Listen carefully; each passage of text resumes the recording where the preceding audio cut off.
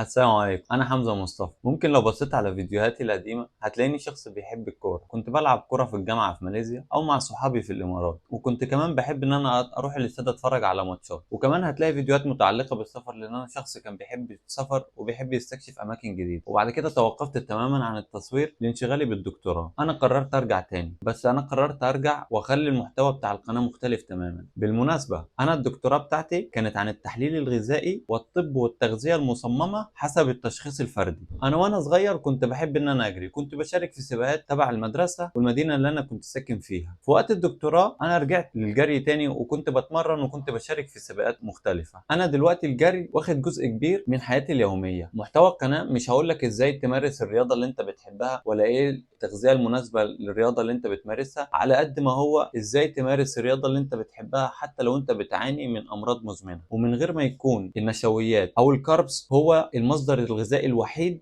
ليك عشان تمارس الرياضه، او الاستخدام المفرط للنشويات والكاربس عشان تمارس الرياضه. انا شخص رياضي متبع حميه اللو كارب بقالي 5 سنين. هوريك ازاي انا بطبق الكلام ده على حياتي اليوميه، وازاي انا بمارس الرياضه يوميا وانا متبع الحميه دي. تابعوني.